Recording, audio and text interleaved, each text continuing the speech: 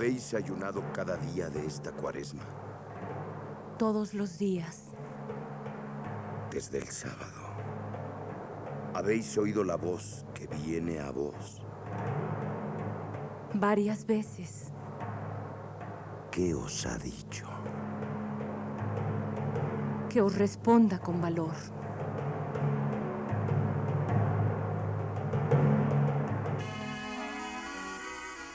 Y Juana de Arco respondió y procedió con valentía.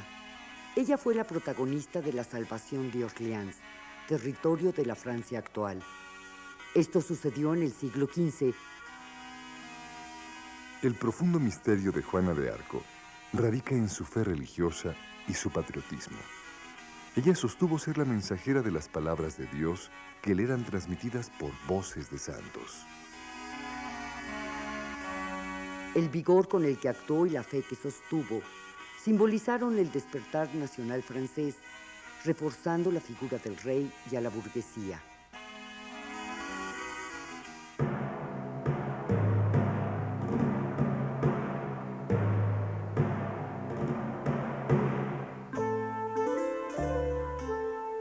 Juana de Arco provenía de una familia de campesinos de Dumarie, zona ubicada en los límites de las regiones de Champagne y de Lorraine. A los 13 años, escuchó por primera vez las voces divinas. Esta voz vino al mediodía, en verano, en el huerto de mi padre. Era un día de ayuno. Oí la voz a la derecha del lado de la iglesia. Experimenté un gran miedo y pocas veces oí con claridad. Me pareció una voz superior y creí que esta voz era enviada de Dios. Y después la oí 3 veces más. Era la voz de un ángel. En los testimonios históricos, su dicho aclara que escuchó más de una voz. Ese ángel estaba acompañado de los ángeles del cielo. Lo identifiqué gracias a las palabras y la forma de hablar de los ángeles y tuve la voluntad para creerlo. San Miguel me enseñó y mostró tantas cosas que creí firmemente que era él.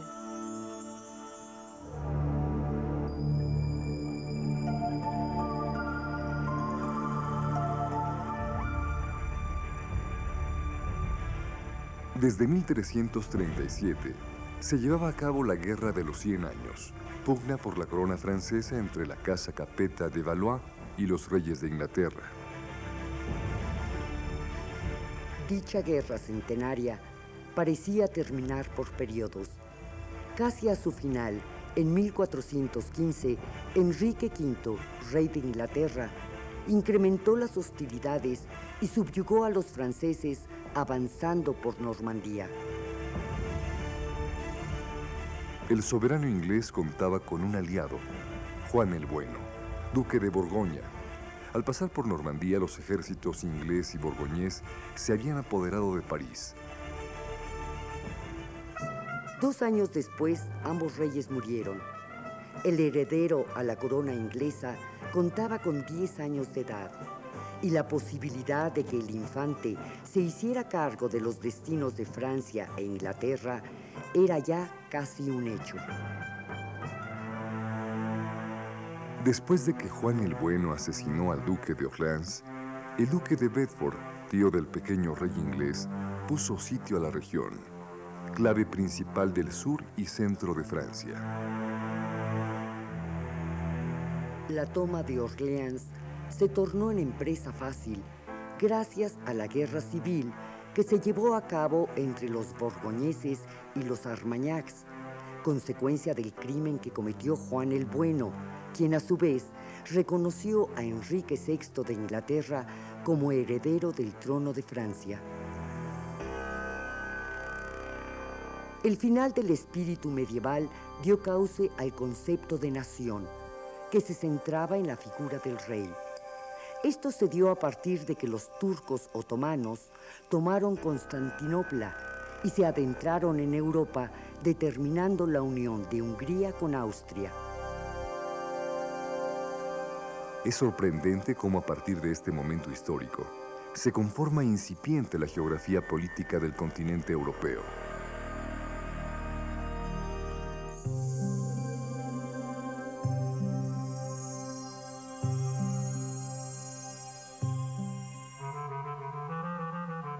El destronado Carlos VI habitaba el castillo de Chinon, mientras que la última de sus grandes ciudades, Orleans, era sometida al asedio. 4 años después de haber escuchado por primera vez a los santos, Juana decidió, al final de 1429, abandonar su pueblo y a su familia. El arcángel Miguel me ha guiado siempre y comprendo muy bien lo que me anuncia. Me decía 3 o 4 veces por semana que me era preciso partir e ir a Francia. Me repetía que haría levantar el sitio de Orleans. El capitán no la recibió al momento. Él accedió a verla después de su tercera petición. En efecto, el capitán aceptó no sin antes probar que era una mujer confiable. Juana fue sometida a un exorcismo realizado por el cura de Vaucouleurs. El cura había traído su estola y le pidió a Juana jurar en presencia del capitán. Prometo alejarme si soy algo dañino, y si soy algo bueno, iré junto a ellos. Juan de Metz y Bertrand de Poulengy fungieron como sus guías para llegar hasta Chinon. Los 3 salieron el 19 de febrero de 1430.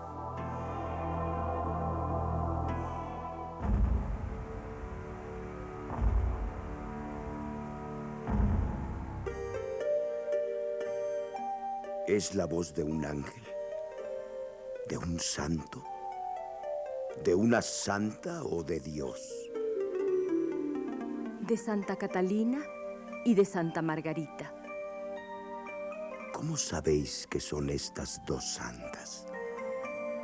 Sé muy bien que son ellas y las distingo perfectamente una de otra. ¿Cómo las distinguís? Se han encargado de conducirme y las reconozco porque se nombran al dirigirse a mí. Santa Catalina y Santa Margarita llegarían hasta mi persona y yo debería actuar de acuerdo con sus consejos. Las santas habían recibido la orden de dirigirme y aconsejarme en lo que debía realizar, que era mandato de nuestro Señor. Santa Catalina de Alejandría y Santa Margarita de Antioquía son 2 mujeres legendarias que existieron hacia el final del siglo III de nuestra era. Estas fueron las divinidades que acompañaban a San Miguel en las visiones de Juana. Les vi con los ojos de mi cuerpo tan claramente como os veo. He tocado a Santa Catalina y las he abrazado a las 2. Olían bien. Sus figuras están ricamente coronadas. No sé nada de vestidos. Ignoro si tienen brazos y otros miembros en su figura. ¿Habéis ido a Santa Catalina de Fierbois? Sí. Y cuando hube llegado a Tours, envié a buscar una espada que estaba en la iglesia de Santa Catalina. ¿Cómo sabíais que esta espada estaba allí? ¿Por mis voces? A lo largo de su recorrido a Chinon, Juana se detuvo en Catalina de Fierbois. Cuando vinisteis a Orleans, ¿teníais un estandarte? Un estandarte sembrado de flores de lis con un mundo con 2 ángeles a los lados. Estaba bordado de franjas de seda y llevaba estas 2 palabras escritas: Jesús, María. ¿Qué preferiríais? ¿Vuestro estandarte o vuestra espada? Mucho más, 40 veces más ver mi estandarte que mi espada. Yo misma llevaba este estandarte cuando atacaba a los enemigos, para evitar matar a alguno, y jamás he matado a nadie.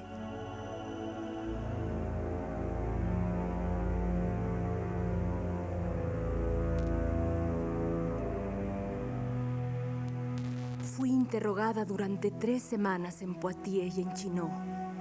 El rey tuvo señal de mis acciones antes de que quisiera creer en ellas. Los eclesiásticos de mi partido solo encontraron cosas buenas en mis hechos. En febrero, Juana se dirigió a Nancy para encontrarse con el duque Carlos II de Lorraine, el cual le proporcionaría un salvoconducto para que cruzara sin dificultades la frontera del imperio. Durante 5 semanas recorrieron prados y montañas. El salvoconducto del duque consistía exclusivamente en solicitar la entrada de Juana al gabinete real. Fui allá donde me llamaba mi rey y sin dificultades atravesé Guyane. A la 5ª semana llegó a Catalina de Fierbois. Desde este sitio, ella dirigió sus cartas al Delfín diciéndole que las enviaba para saber si entraría a la ciudad de Chinon y que había recorrido hasta 150 leguas solo para verlo. Juana de Arco llegó a Catalina de Fierbois al mediodía del 1 de marzo y acudió a 2 misas.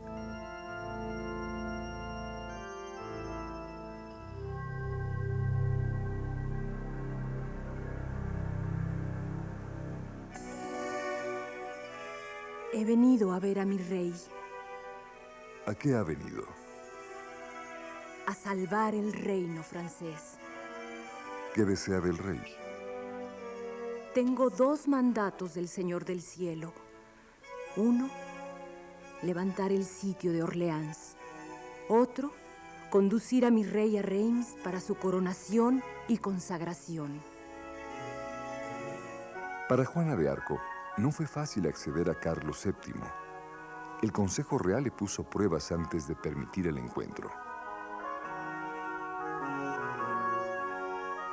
La mayoría de los integrantes del consejo no confiaban en la joven campesina. Sin embargo, una porción menor creía en el mensaje divino que ella portaba. Por lo tanto, el rey debía verla. Cuando Carlos VII se enteró, vía el capitán de Vaucouleurs, que esta joven doncella había cruzado territorio ocupado por ingleses y borgoñeses y que casi milagrosamente atravesó los vados de numerosos ríos solo para verlo, el rey le concedió la entrevista. Mi señor, el deseo de esta doncella es ir a luchar contra los ingleses. Hace 6 años que mis hermanos del paraíso y su señor me dicen que debía partir para la guerra con el fin de restaurar el reino de Francia.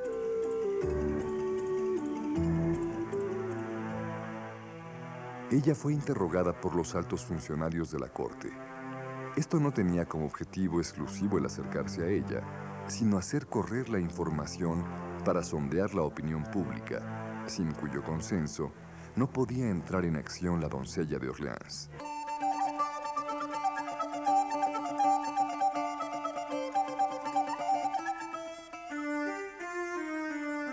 Los especialistas en Juana de Arco afirman que su vocación mística era reflejo de su inteligencia.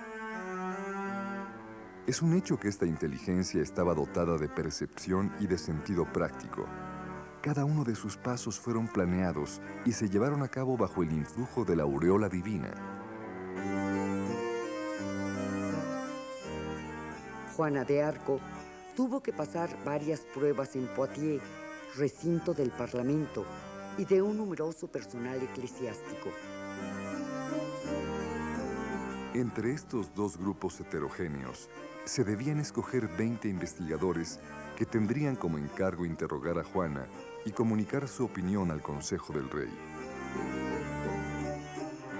Estas pruebas consistieron en confirmar su virginidad, su lealtad política y su vocación religiosa.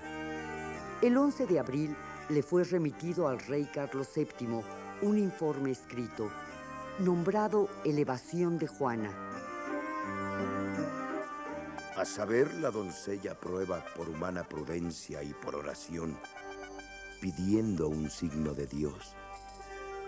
En ella no se ha encontrado nada malo, sino más bien humildad, virginidad, devoción, honestidad y simplicidad.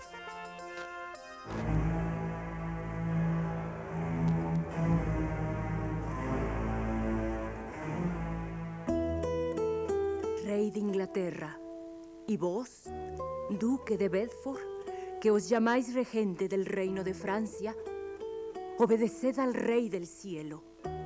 Entregad a la doncella que se encuentra aquí, enviada por Dios, el Rey del cielo, las llaves de todas las buenas ciudades que habéis tomado y agredido en Francia. Ella está aquí, enviada por Dios, para reclamar el derecho real. Está siempre dispuesta a hacer la paz, siempre que abandonéis Francia y paguéis por lo que habéis tomado.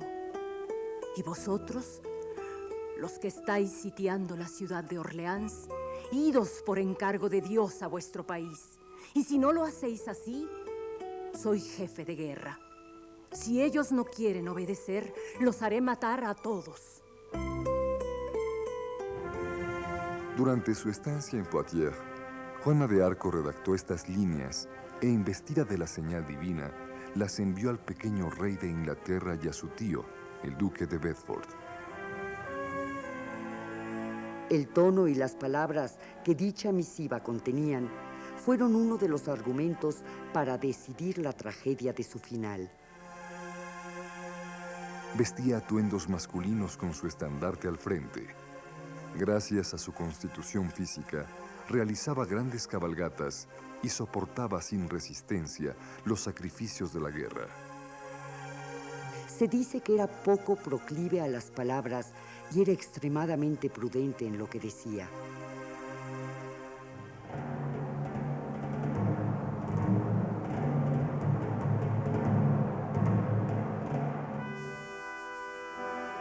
Transcurrido casi un mes, tiempo que duraron las investigaciones en Poitiers, el rey reunió un ejército numeroso y en compañía del arzobispo de Reims y el señor Gaucourt, Juana partió al pueblo de Blois para engrosar las filas del ejército real.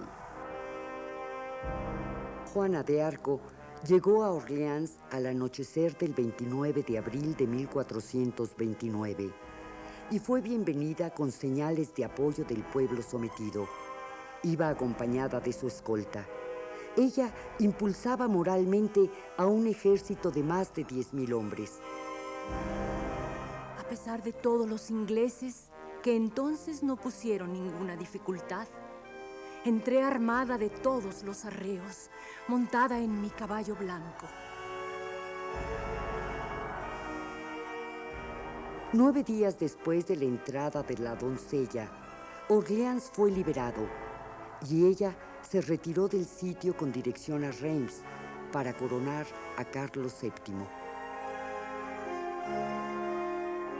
¿No decíais a vuestros soldados que desviaríais las flechas de los ingleses? Les recomendé estar sin temor. Muchos han sido heridos a mi lado y yo misma lo he sido.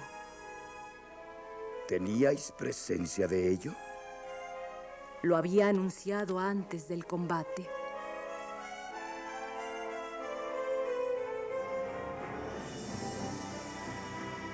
Las batallas continuaron camino a Reims. El ejército, guiado por la aureola de la doncella de Orleans, liberó los castillos de la orilla del Loire y Patay. Era asimilada como la Virgen, Madre de Dios. 25 años después de su muerte, Donzy, su antiguo compañero de armas, afirmaba que cuando estaban con Juana, no sentían apetencia ni deseo de tener comercio con una mujer. Para él, ello era verdaderamente un milagro.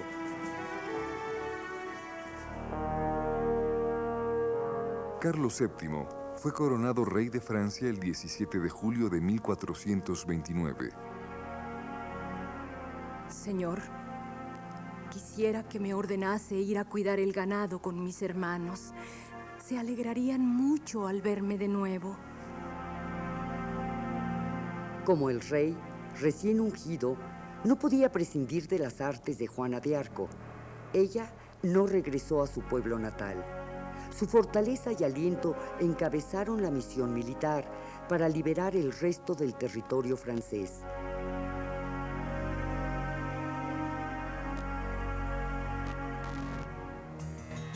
El acto heroico de la doncella de Orleans corrió de pueblo en pueblo.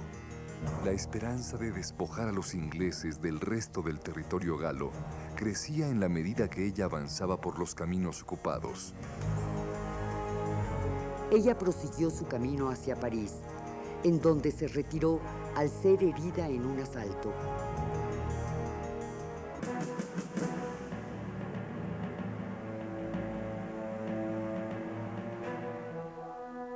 Has recibido, además de estos caballos, algunas otras mercedes de tu rey.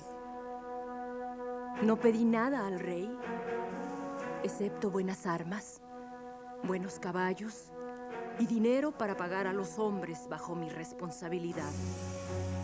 ¿Por qué fue llevado tu estandarte a la coronación y no los de los demás capitanes? Había compartido los sufrimientos, merecía compartir la gloria. ¿Por qué las mujeres del pueblo besan tus alhajas, tus anillos? ¿Vos sois acaso una bruja o una hereje? Muchas mujeres han tocado mis anillos, pero ignoro cuáles eran sus ideas y sus intenciones. ¿No dijiste ante las murallas de París: rendid la ciudad a nombre de Jesús? No, solamente dije, rendidla al rey de Francia. Creo, ciertamente, en la iglesia de aquí abajo. Pero me remito a Dios, como ya he dicho antes, en cuanto a mis actos y a mis afirmaciones. Creo que la iglesia militante no puede errar ni equivocarse. Pero, en lo que concierne a mis actos y a mis afirmaciones, las refiero a Dios que me ordenó ejecutarlas. Y yo misma me someto a Él. Me remito a Él, a su propia persona. Tú has dicho que si la iglesia te ordenara hacer lo contrario de lo que, según tú, te ha mandado Dios, no obedecerías por nada del mundo. Sobre este punto, los sabios doctores han estimado que eres cismática, que tu pensamiento sobre la unidad y autoridad de la iglesia es errónea, apóstata, y hasta el momento presente, hereje respecto a la fe, con una obstinación contumaz.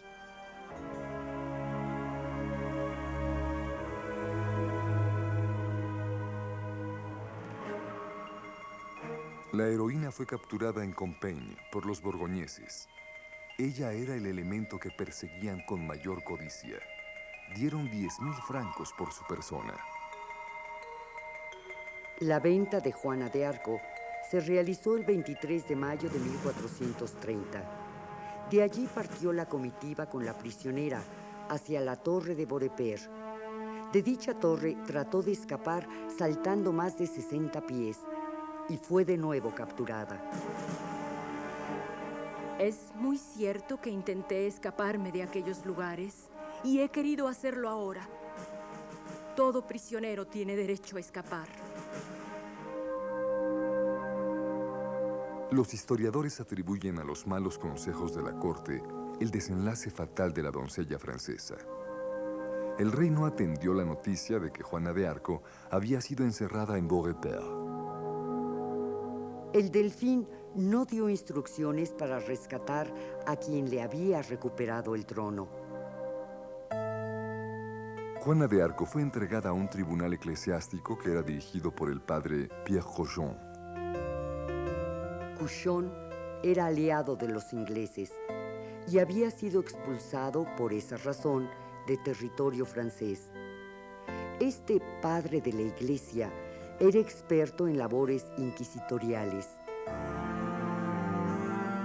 Tras haber solucionado los conflictos jurídicos relativos al juicio de la heroína francesa, el 21 de febrero de 1431, Couchon sometió por primera vez a la jovencita sospechosa de herejía. El juicio se llevó a cabo en varias sesiones, en las que Juana de Arco sostuvo su posición y respondió con inteligencia y valentía. La doncella de Orleans no respondió a preguntas irrelevantes, ni dejó escudriñar a los inquisidores en las raíces de su honestidad. Jamás aceptó hablar en contra de sí misma y de sus razones. No permitió que su fe fuese violada, ni convino en que se sospechara de su lealtad a Francia. Ella renunció y abjuró de haber vestido como hombre. Los 16 doctores jueces presenciaron su arrepentimiento. A las 9 de la mañana del 30 de mayo de 1431, en la plaza del viejo mercado de Rouen, condujeron a Juana de Arco a la hoguera. La doncella de Orleans murió a los 20 años de edad y sus cenizas fueron arrojadas al Sena.